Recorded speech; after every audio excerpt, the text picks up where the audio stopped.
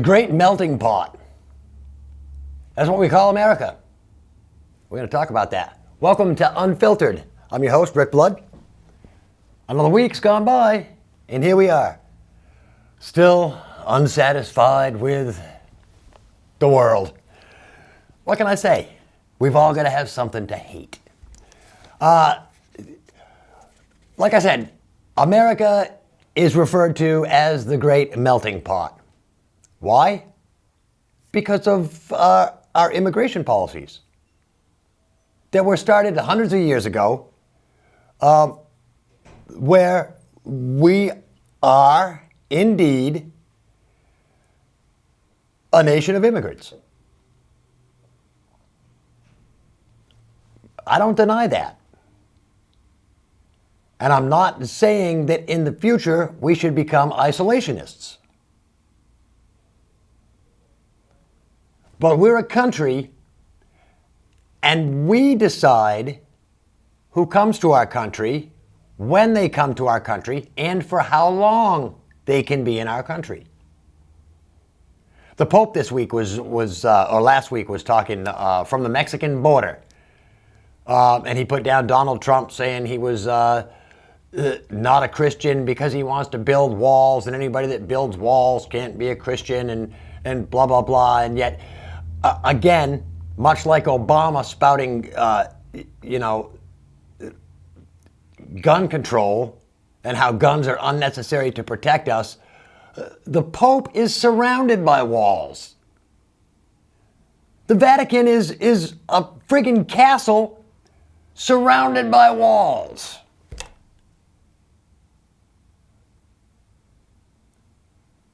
And you can't just go move to the Vatican and start living there.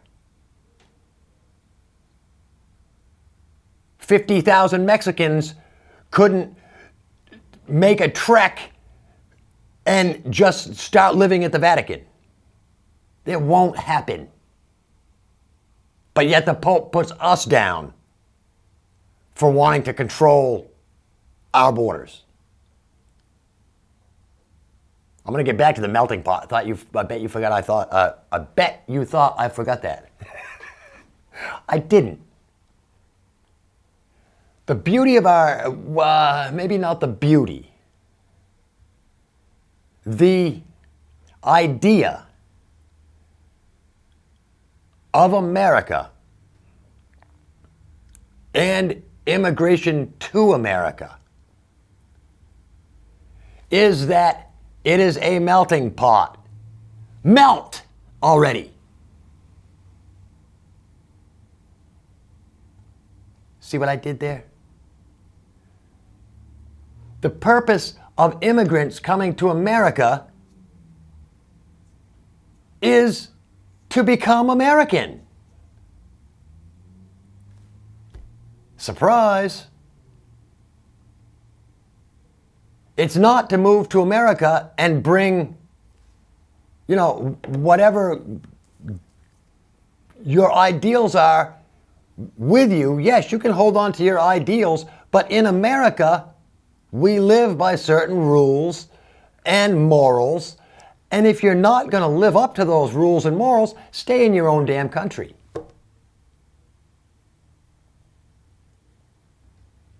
The point of coming to America is to live the American dream, which is to be American.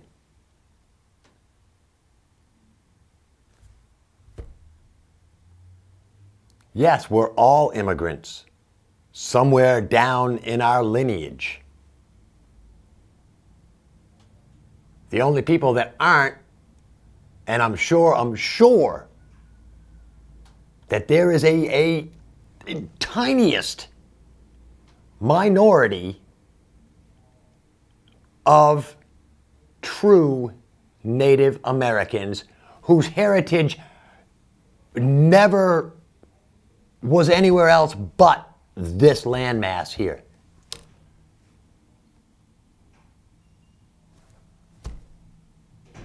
I'm just saying, the melting pot was made for people to come in.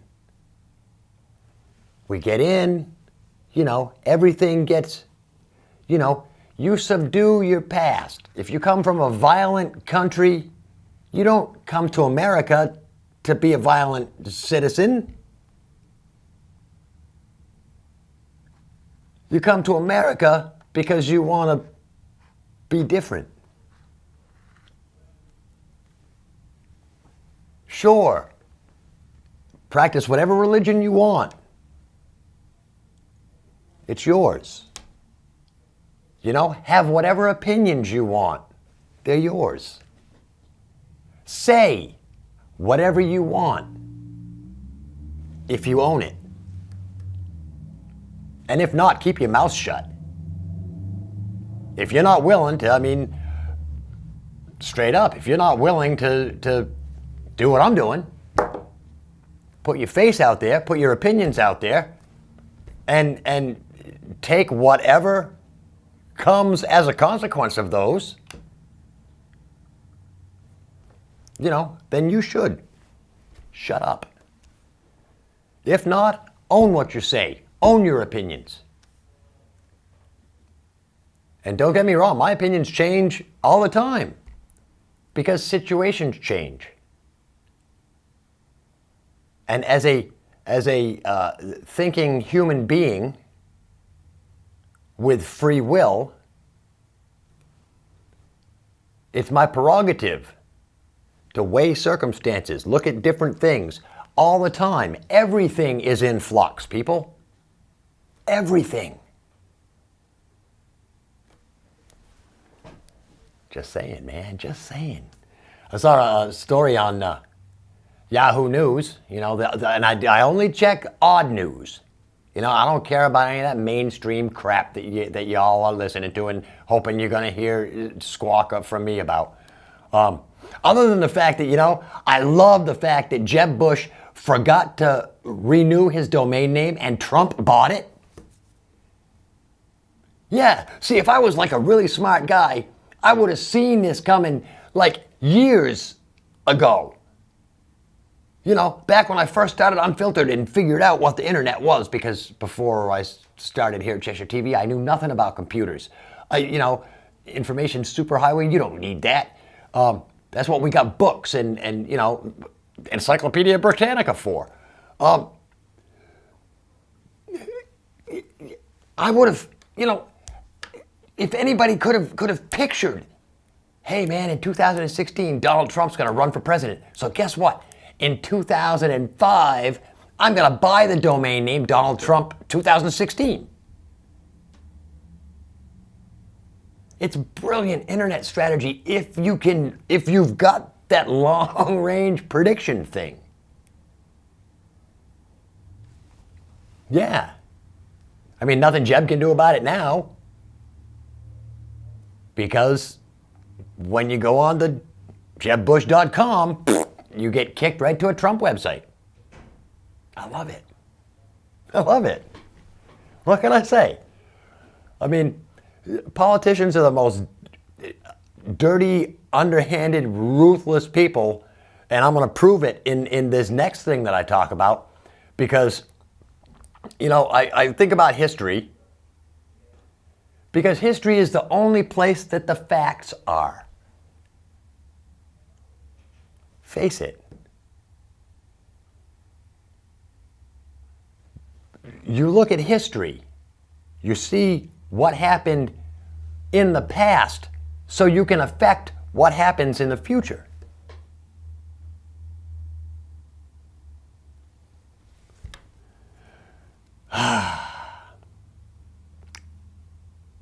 And I'm going to go back into the 50s. Actually, it started before the 50s, started in I believe the late 30s, mid 30s. Because my point is about government transparencies, government secrets, the fact that you and I only know what the government wants us to know. And if there's a guy in an office in Washington and it's his whole deal to write the whole story, then they're just making stuff up, feeding it to us. And because we're not standing next to him in Washington, we don't know. You know, I can't just call somebody up in Iraq and say, hey man, are things really as bad over there as what they're telling us they are? There's really no way to fact check that unless you talk to people. You know, who can you talk to? You can talk to soldiers. A lot of soldiers will tell you we don't belong there. But guess what? We're still there. And when it comes to not listening to the people who know, that's one of your biggest faults. Back to the transparency in government, because the government has always been about secrets. As a matter of fact, and I'm going to jump a little, this is kind of out of order, but when we dropped the atomic bomb on Hiroshima, you know who the most surprised people were? No, not the Japanese. That would just be obvious, right? It was the United States Congress. You know why? They had no idea we were even researching a bomb.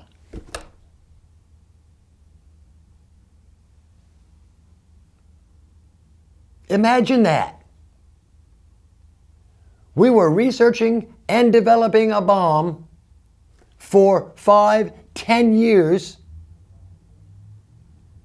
Congress and the president knew nothing about it.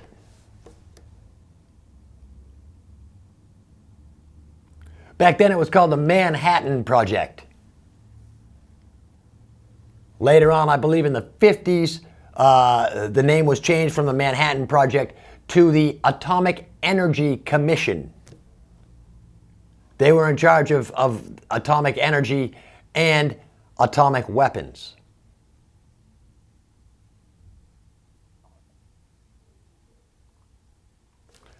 Further on in the future, I'm not sure, possibly the 70s or the 80s, the atomic, maybe it was even into the 90s, the Atomic Energy Commission was changed to the Department of Energy. Now I'm going to give you some facts. Starting in 1951, under the directions of Harry Truman, President Harry Truman, who some people think was a fantastic president, the United States government exploded 105 nuclear weapons above ground at the Nevada test site in Nevada.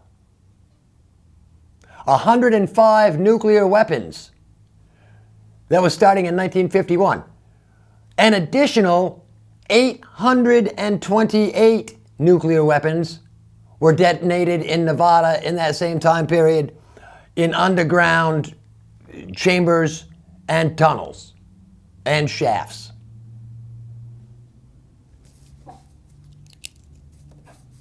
Hold on, give me 15 minutes to do the Common Core math here. And,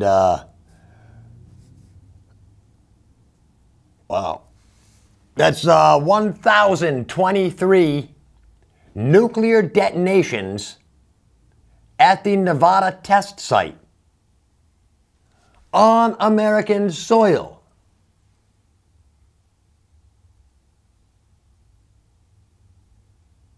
We've exploded and pumped that much radiation into our atmosphere testing weapons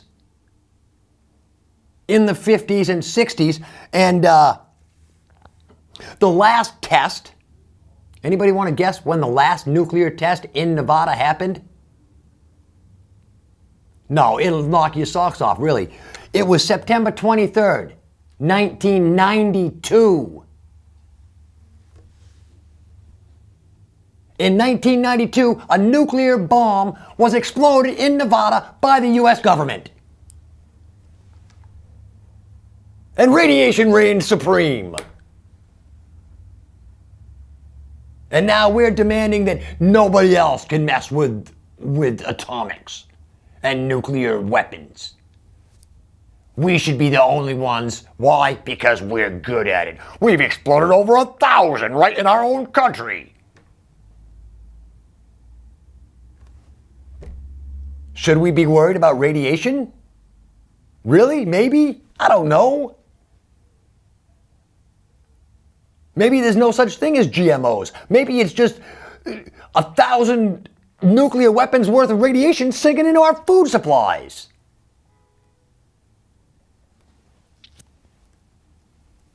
And in the years since the invention of nuclear weapons, the United States has produced over 7,000 nuclear weapons in 65 different shapes and sizes.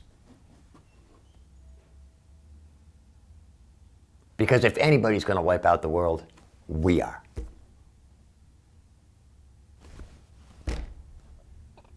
Trump, you can use that if you want. Use that in your next campaign speech. I'm sure Trump watches me. He might get some of his material from me, maybe. But I'm telling you, that's the line to use, Donald. If anybody's going to destroy the world, it's going to be America. And why not? We've been working so hard at it as so long. It's unbelievable. The pen is mightier than the sword. But you have to get a lot closer to stab somebody in the eye with it. I was having a conversation. Ernie, our old co-worker Ernie was in the building today because he's having his car worked on here in Keene, and he needed a place to hang out. So, what better place than Cheshire TV? Because we're laid back and we're fun people to hang around. So Ernie was here, and I was telling Ernie, I think the way that we could solve the world's problems is just to get rid of all the firearms. Any mechanical type of weapon. Take away everything. Guns, missiles, rockets, bow and arrows, and start again. And that's exactly what it would be. My thought is that, if people had to beat people with sticks to death again, there would be no more killing because it's too much work. And I was making a point to Ernie. That's a great line too, because I was talking about, if you want to kill somebody, you'd have to, stab them with a pointy stick, kill them with a pointy stick. And I said, and there wouldn't be any more deaths because it would be too hard. And Ernie said, what would be? Oh, I said it would be too much work to kill somebody. So nobody would get killed anymore. And Ernie said, what would be too much work? Sharpening the stick to a point? And I said, well, that might be too much work for some people. But then along comes some jackass, and he would say, hey, I think I'll start a business making points on sticks. And the whole cycle starts again.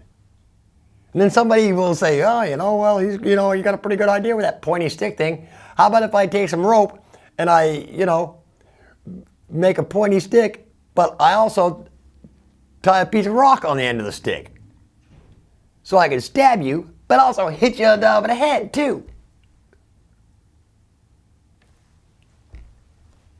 The only answer to complete world peace is only one guy living in the world.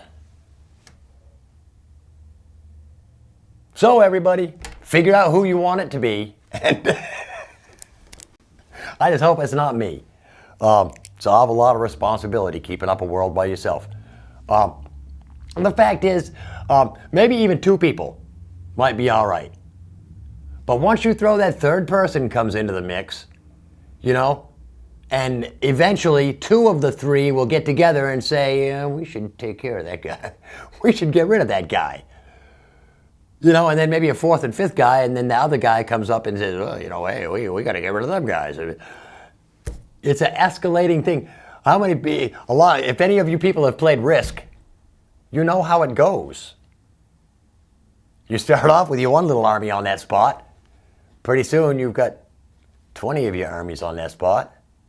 40 of your armies on that spot. Pretty soon you got no more pieces in the piece bin. You're writing little slips of paper with numbers on them. Oh, I got 500 armies on that thing.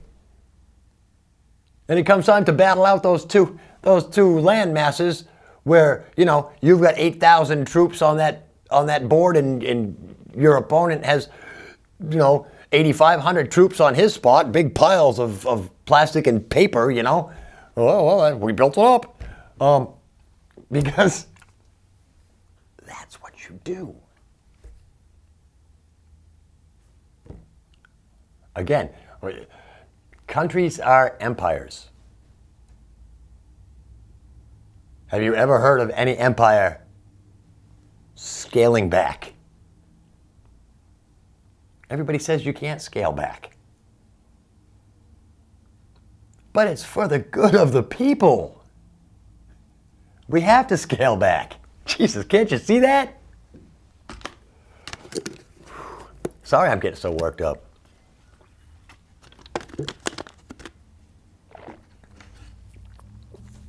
Anything else I was going to say about this? No, I don't think so.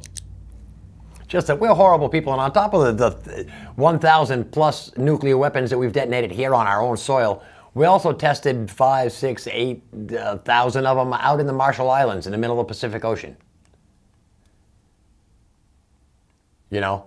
And after all that, we're going to worry about, you know, sea levels rising and ice melting and fish with two heads and crap like that, you know? We might have brought on a lot of that just by dumping all that radiation into the freaking world back in the 40s and 50s. Anyway, and we know nothing about it. You know? They're working on crap in Area 51 and Area 57 and the Nevada test range out there, that whole 8,000 square mile government range that they've got out there. Twice the size of the state of Rhode Island. The government's super secret acreage is out there. Yeah, twice the size of Rhode Island. In the Groom Lake area, in those deserts out in Nevada. The Nevada test site. Yeah. Tens of thousands of square miles of land out there that are the most private and secure areas in the United States. And they're working on stuff out there that we can't even dream of and we won't know about until it happens. So, yeah. I saw a story on the Yahoo. It was a lady had, damn it, that just died. So guess what? It said a lady had, charges had been dropped against a lady that was accused of feeding squirrels. Now everything's going to feed. So it made me think of a, there's a law in the state of New Hampshire where we live here that says that you can be fined for, as a private citizen, for doing any type of maintenance or cleanup in state and national parks.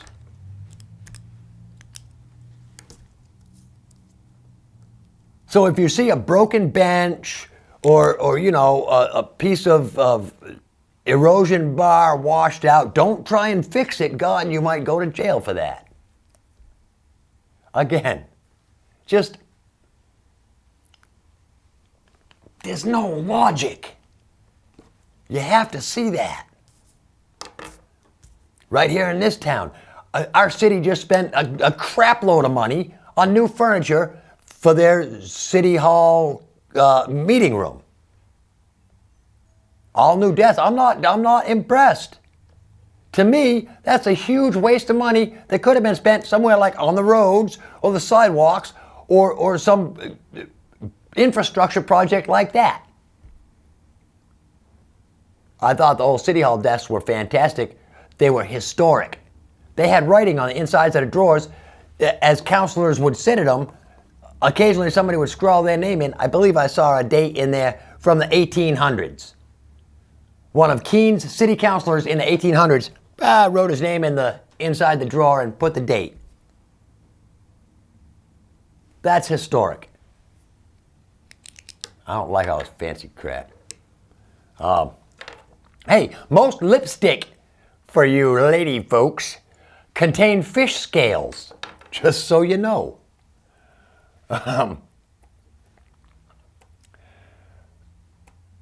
Pinocchio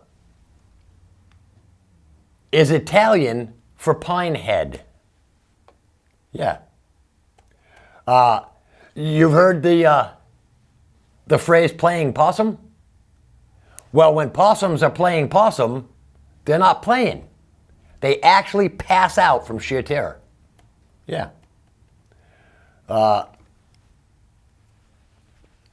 Donald Duck comics were banned from Finland because he doesn't wear pants. Let's be more like Finland. Pants on all ducks. There are more than 10 million bricks in the Empire State Building. The placement of a donkey's eyes in its head enables it to see all four of its feet at the same time, or at all times. The state of Florida is bigger than England. Here's one for you, Jim Duffy. Another ocean fact for you. Dolphins sleep, but when they do, they sleep with one eye open. In the White House, there are 13,092 knives, forks, and spoons. Again, it's one family, for God's sakes. Recycling one glass jar saves enough energy to watch TV for 3 hours. So put that jar into the recycling. Tune in for another 3 hours of Cheshire TV. I'm Rick Blood. This is Unfiltered. Peace.